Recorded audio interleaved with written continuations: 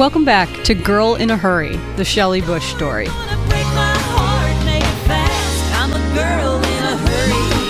I'm your host, Ellen Angelico.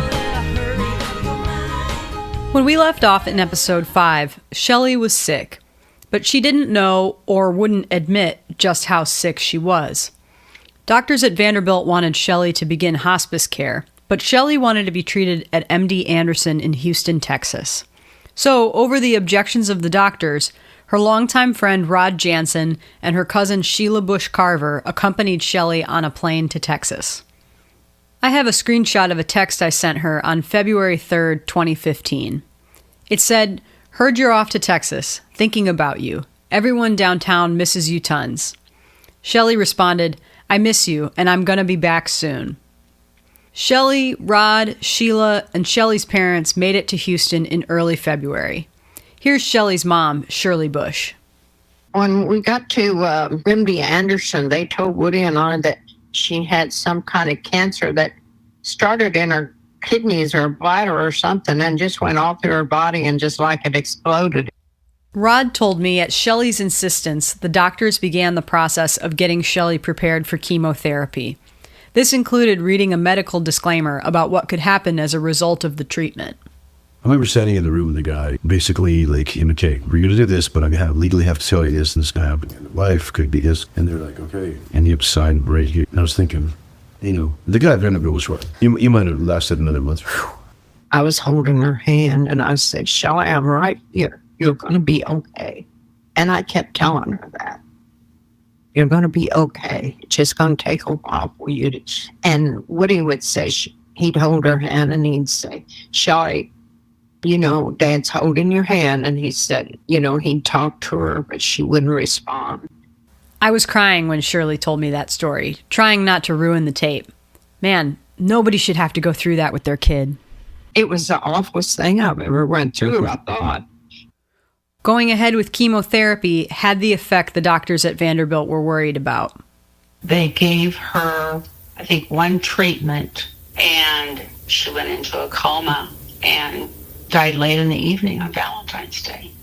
She just never woke up. My journal entry on February 15, 2015 says, Shelly died this morning. It hasn't sunk in yet. It's brutal. Makes you think, man. Fucking music. You know what I mean? People chase that shit till they fucking die. Yeah, my heart wants to turn back, but I'll keep moving on.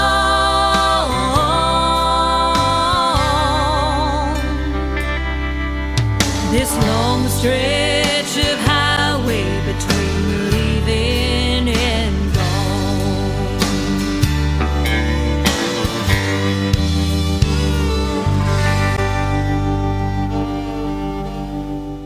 The first thing I remember after Shelly passed was doing her gigs with other singers. She had a funny habit when she sang My Kind of Party by Jason Aldean. I think I'm going to have to get a guitar.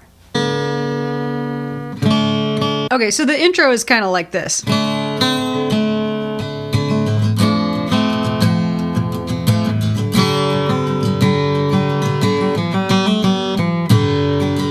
Worked all week. But instead of coming in there, she came in right on beat 1 like this.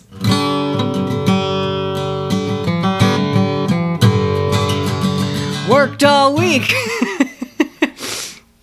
I remember playing her shift 2 to 6 Thursday at the Full Moon with some other singer, and we were all so used to Shelly coming in on beat 1, we came in at the wrong time for the new singer, and she must have thought we were terrible.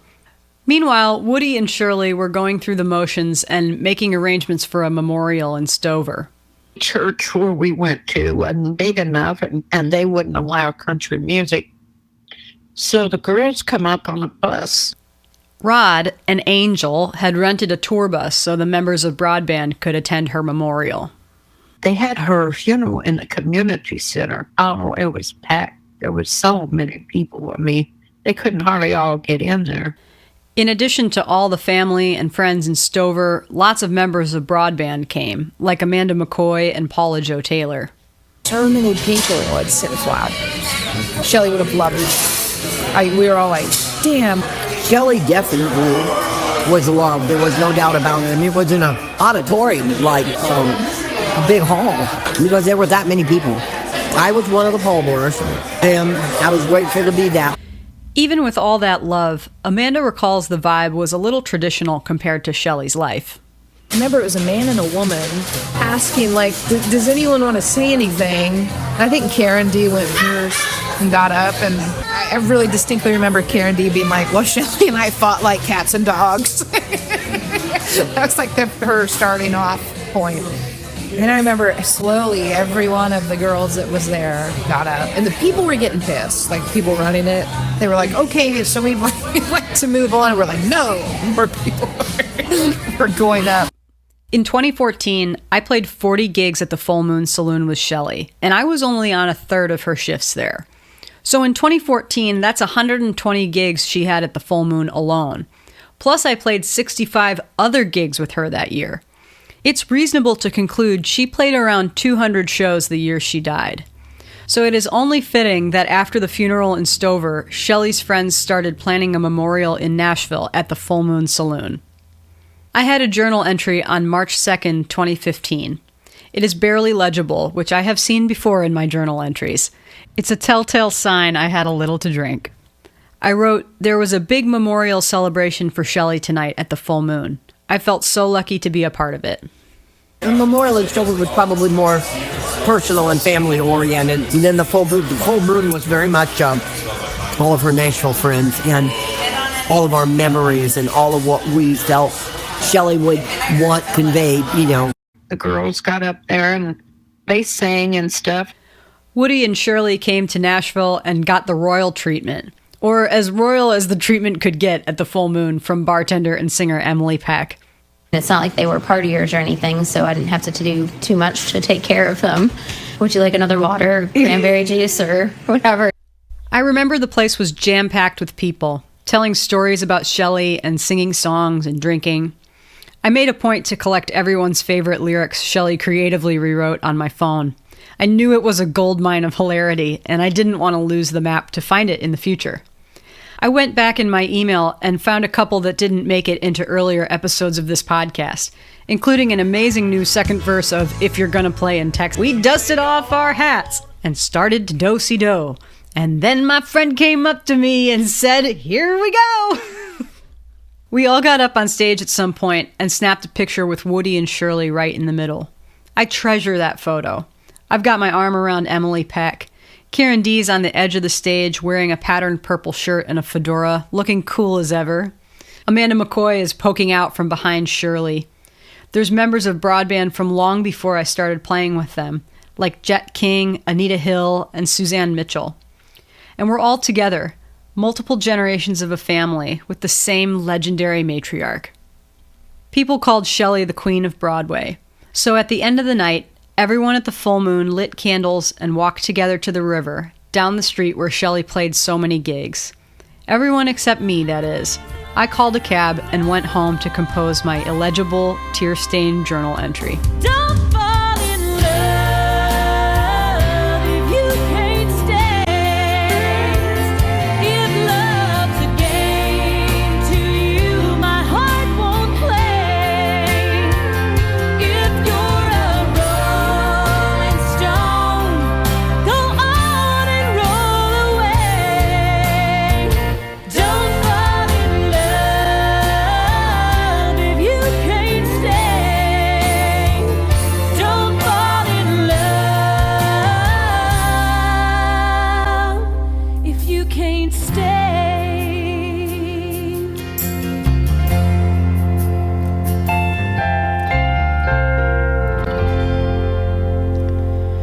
There was an estate sale for Shelly in May of 2015, and I uncovered an old listing for it online.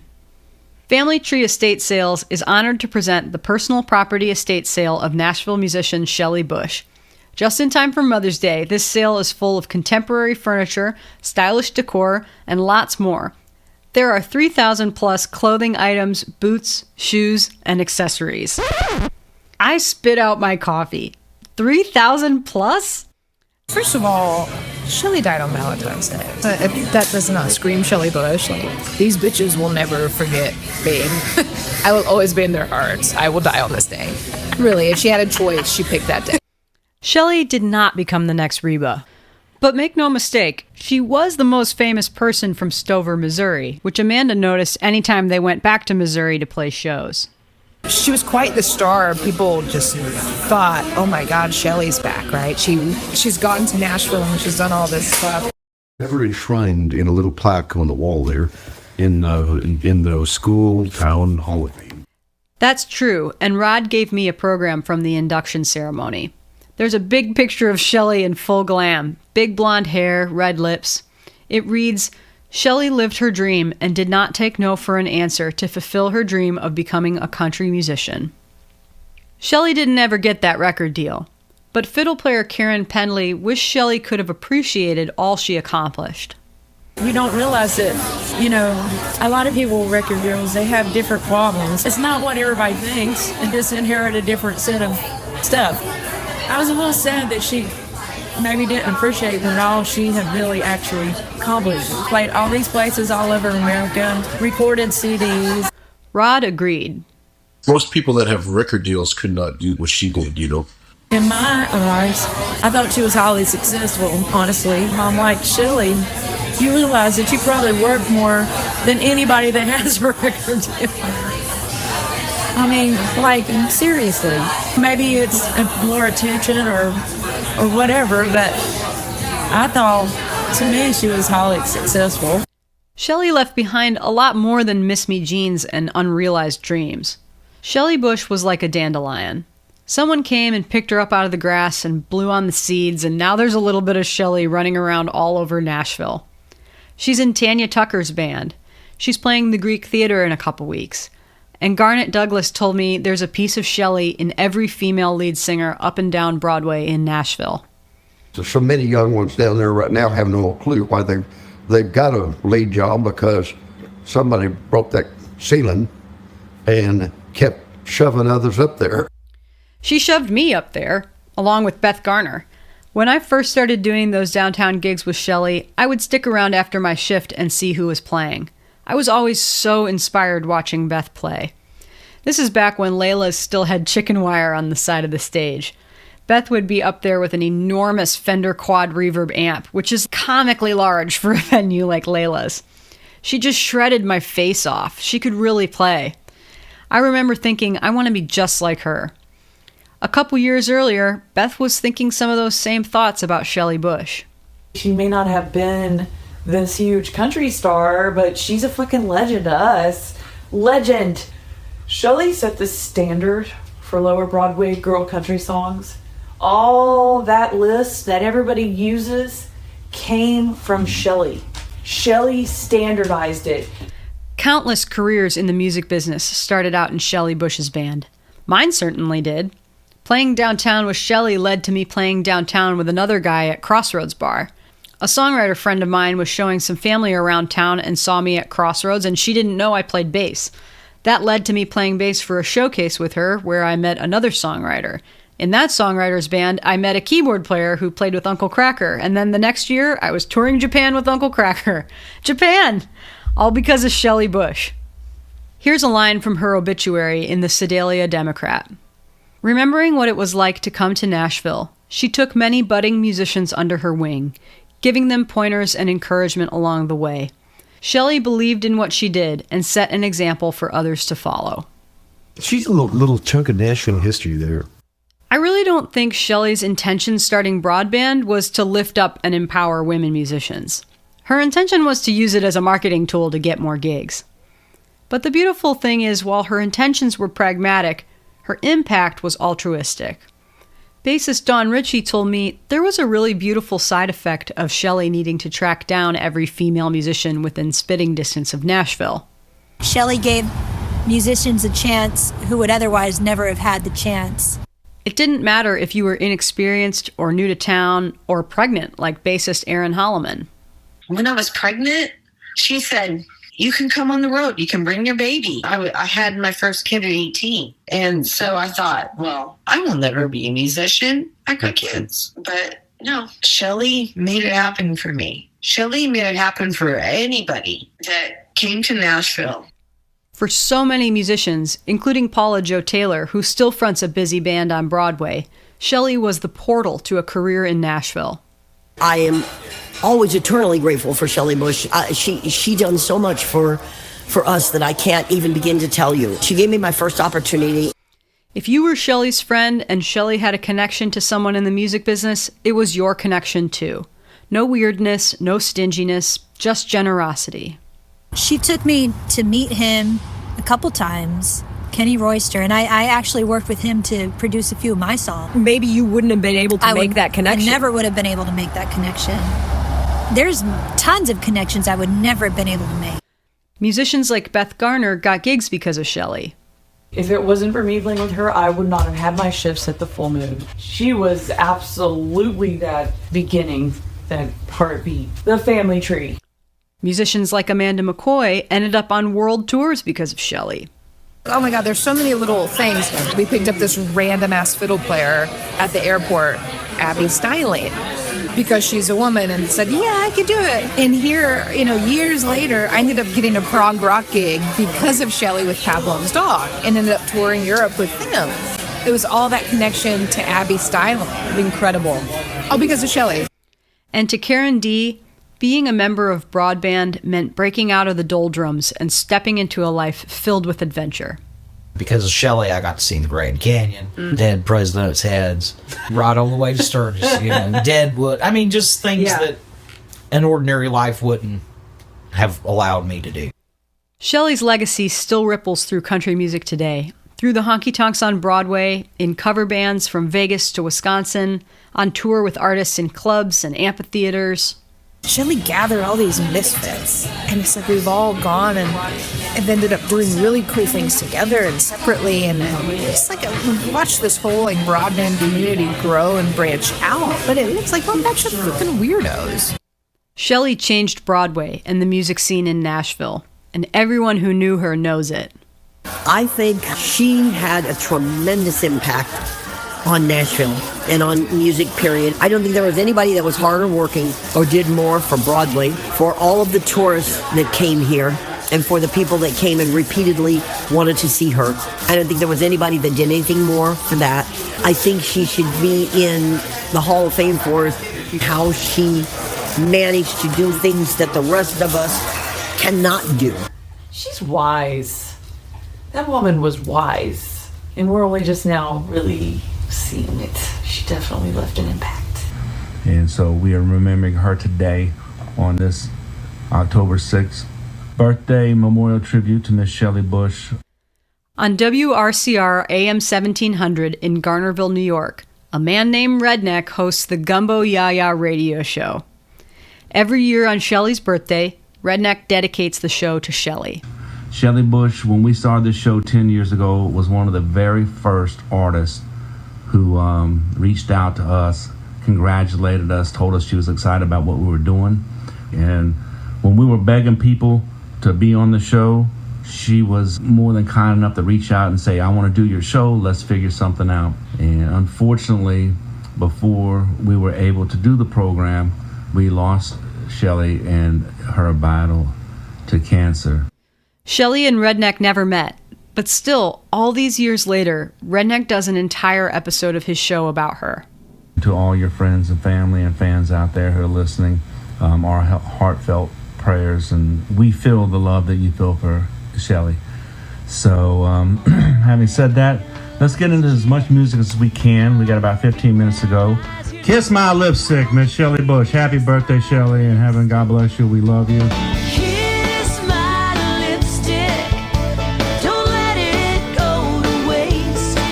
Shelly's going to live forever.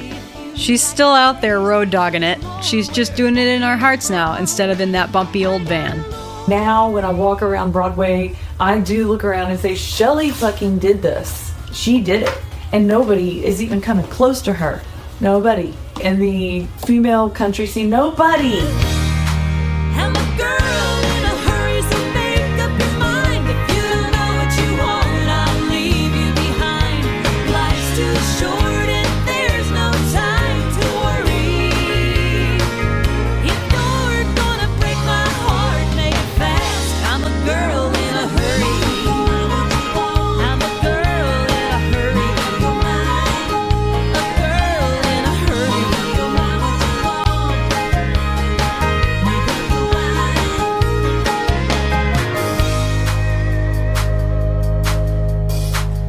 Hurry, The Shelly Bush Story was made possible by Whippoorwill Arts and We Own This Town. Special thanks to Karen Pittleman and Michael Eads.